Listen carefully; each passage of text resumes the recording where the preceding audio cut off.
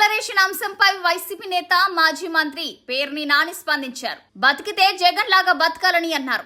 జగన్ తాత తండ్రి క్రైస్తవంలోకి వచ్చాడని వాళ్ళ గురించి ఇవాళ తెలియనిది ఎవరికి అని ప్రశ్నించారు. బూట్లు వేసుకొని పూజలు చేసే చంద్రబాబు గురించి పవన్ కళ్యాణ్ మెచ్చుకోలుగా చెప్పడం, ఈ బీజేపీ వాళ్ళు డబ్బాలు కొట్టడం అంటూ పేర్ని నాని ధ్వజమెత్తారు. హైందవ మతాన్ని దేవుణ్ణి నమ్మేవాడు బూట్లు వేసుకొని పూజలు చేస్తాడా?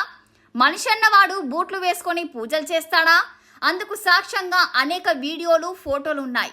దేవుడి గురించి మీరే మాట్లాడేది. హైందవత్వం గురించి మాట్లాడుతున్న చంద్రబాబు తన అమ్మ, మీ నాన్న చనిపోయినప్పుడు ఎందుకు తల వెంట్రుకలు తీయించుకోలేదు? మా అమ్మ, మా నాన్న చనిపోయినప్పుడు నేను తల వెంట్రుకలు తీయించుకున్నాను. ఏం పాటిస్తున్నారు? ఏం ఆచరిస్తున్నారు? మీరు మాట్లాడే భాష ఏంటి?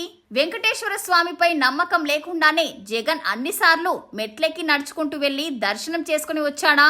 ఎవరో ఎందుకు? ఈ నెలల్లోనే ఒక సినిమా నటి తిరుమల వచ్చిందట. ఆవిడ దగ్గర డిక్లరేషన్ తీసుకున్నారా మీరు? ఆవిడది క్రిస్టియన్ పేరు. ఒక ఆడకూతురు గురించి పేరెత్తి మాట్లాడకూడదు కాబట్టి ఇప్పుడేమో పేరు చెప్పడం లేదు.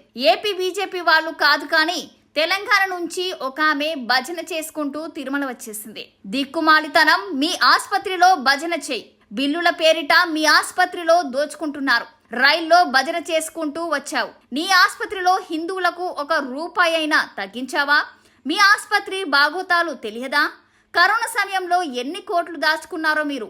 ఓవైసీ ఆసుపత్రి గురించి మాట్లాడుతున్నావు. మీ ఆసుపత్రిలో ఒక హిందూకైనా ₹1 తగ్గించావా?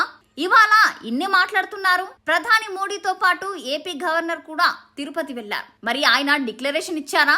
ఇప్పుడు హైదరాబాద్ నుంచి మాట్లాడుతున్న ఎంపీలకు ఆ రోజు నోరేమైంది? మీ వెంట అన్యమతస్తుల్ని డిక్లరేషన్ లేకుండా ఎందుకు తీసుకెళ్లారు అని మోడీని ఏమైనా ప్రశ్నించారా అని పేర్ని నాని నిప్పులు చెరిగారు.